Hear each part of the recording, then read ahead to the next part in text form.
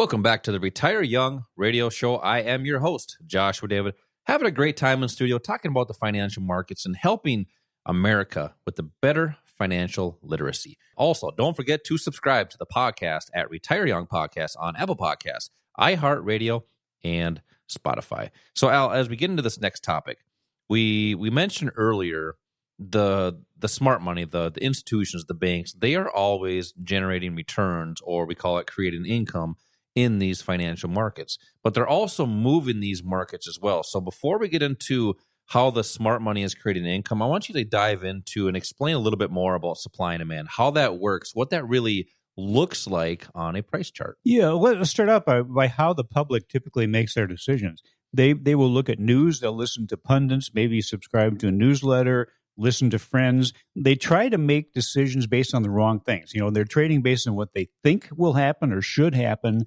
and they ignore the one thing that could really give them that odds and the probabilities of being right, and that's the proper price. And what I mean by that is that the proper price if you're going to be buying something, the proper price if you're going to be selling it.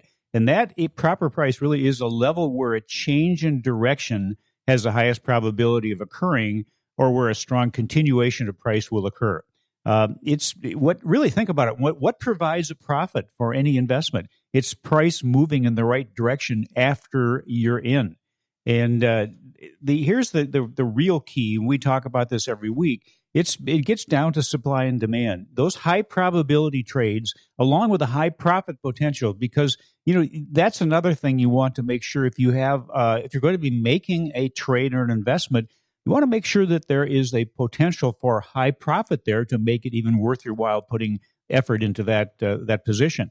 That happens, that high probability, high profit trade almost always happens at or near a turn in price. And the turn in price, the origin of any move in price is, this is in any market, by the way, it's where the supply and demand, in other words, where buyers and sellers are out of balance. So if that's the case, think about it.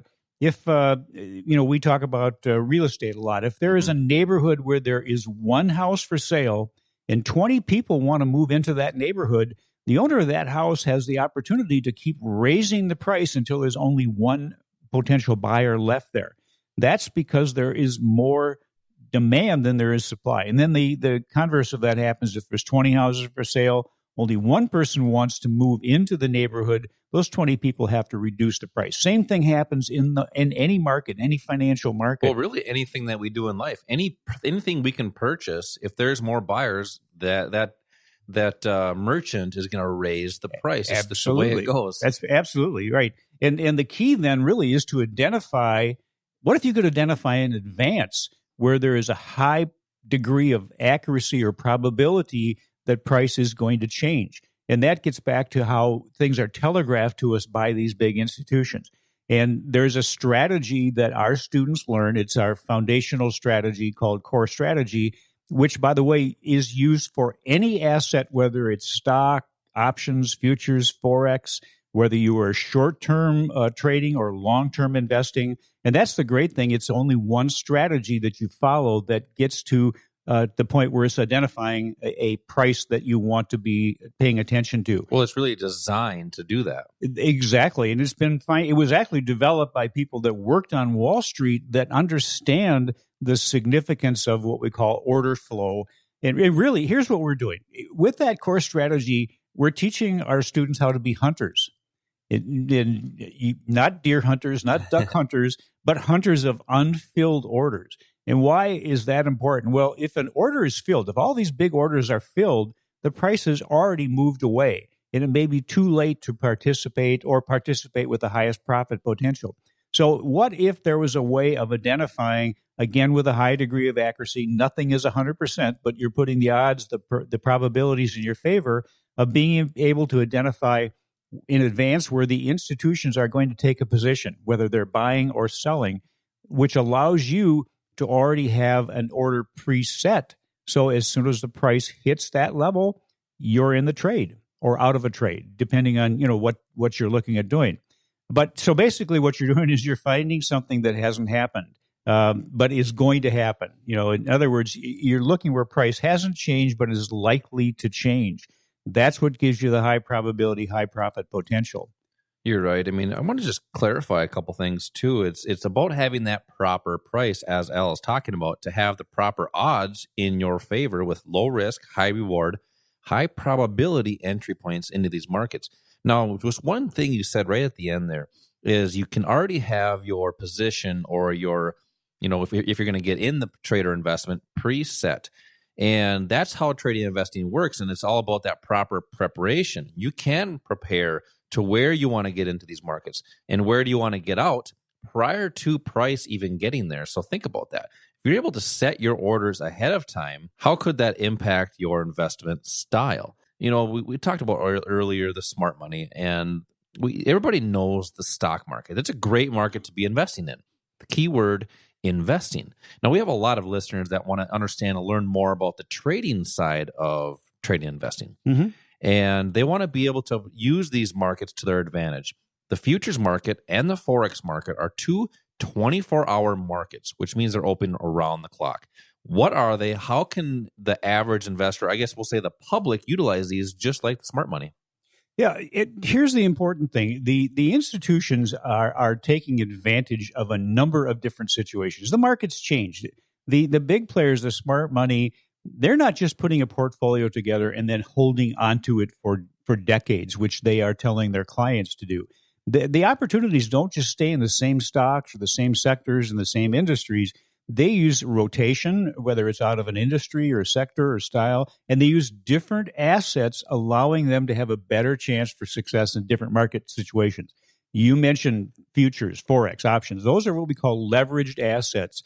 And when you think about, you had also mentioned the word investing in trading. When we're talking about trading, that's typically more short term. Investing, those are what we would call people are investors that are looking at maybe only making a few trades a year. It's more of a long term approach to these markets. But if you're looking at participating short term, then you need to have access to assets that trade on a short term basis. In other words, the beginning and the end is more short term. It's not decades. It's not years. And that's what the institutions are doing. They're doing this on a daily basis. You don't have to do it every day. There are some opportunities here to take advantage of different time frames.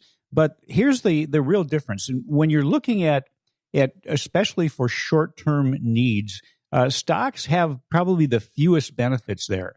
It's more expensive to put a position together. For most people, the only way that they will benefit is if the market goes up, if that stock goes up. And here's the important thing is that you don't have to just invest in stock or mutual funds. Mutual funds, basically, that stock is just a bunch of them in one investment. Let's just call it garbage. Okay, yeah, that would be one word. And I mentioned earlier that there's three directions that the market goes in the public typically only participates in one. Well, that's really not true either. You're participating. If the market goes down, you're also participating, but not in a way that you want to participate. I've always said before that I would rather be out of the market wishing I was in than in the market wishing I was out. Mm-hmm. So let's talk about those leveraged assets.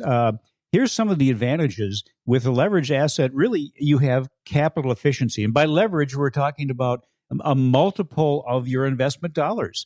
And that is really key. It's like if you have a business and you hire employees, you want your employees to give you the greatest amount of productivity. If you hire somebody to work 8 hours and they only show up for 4 hours, you're missing out on half of what could be, provided by that employee. Well, look at your money the same way. Your investments the same way. You want them to work for you. Having this leverage, this maybe 10 to 1 to 100 to 1 or more leverage, means that every dollar is working at a multiple for you.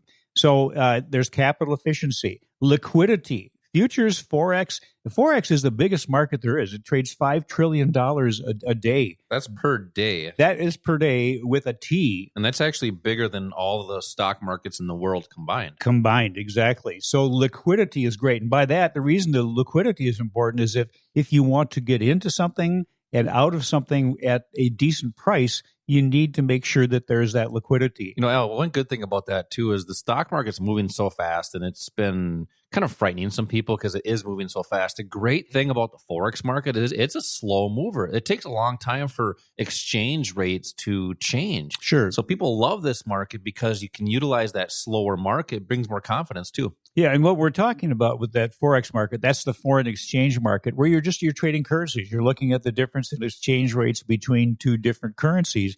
It trades 24 hours a day, and look at maybe 50 to 1 as the leverage there. That's some great benefits. Also, these leveraged assets provide good diversification. Wall Street has convinced the public that the way to be diversified is to hold a number of different stocks, maybe 10. We have people that come in as new students that have 80 or 90 different stocks, and they think that the way that they're going to succeed is to have more quantity of trading. Let me ask you a stumper right here, a tough question. Uh-oh. When the stock market goes down, what happens to all of those stocks? Well, you've taken a bath before in your life, haven't you? Maybe once. Okay, well, when you pulled a plug in a bathtub, what happened to water? All the water say bye-bye. Went down. Yeah, you can't point to a section of water and say, don't go down the drain. Mm-hmm. Same thing happens in the stock market. The correlation becomes very strong when we're going through corrections or bear markets. Yeah, think about that. If you're in tech stocks, oil stocks, healthcare stocks, all those other stocks that are out there, when the stock market goes down, they all go down. Sure. That's why it's important to be diversified. Yeah, right. But diversified in a way where you don't have a number of things that are all correlated to each other. Maybe some things are inverse correlated, which means when one's going up, one's going down. Futures probably is the best all-around diversified market because it has a number of different choices. You can trade the stock market, so you can trade the Dow, the Nasdaq, the S&P 500, the Russell, some foreign markets, but you can also trade or invest in commodities, corn, sugar, soybeans, your favorite, lean hogs, and then how about oil, gold, silver, precious metals, currencies, bonds, interest rates. So a number of different things there that gives you true diversification. And that's how you really have more of a sleep at night type of portfolio. Also, I don't think there's too many of us that enjoy paying taxes. There's some tax advantages with futures and Forex. It's a 60-40 split, 60% treated as long-term capital gains, 40% short-term, even though all the trades may be short-term. Here's the thing. There's so many more benefits with these other assets, and everybody is stuck with stocks. These are some great opportunities that people are missing out on. If you want to learn more about the futures market, the Forex market, even the options market, which we'll get into the next segment, we got a lot more to talk about in this next segment. And, the stock market is up. I want to talk about how we can participate in this phenomenal up market, but also how to protect your portfolio. We'll be right back.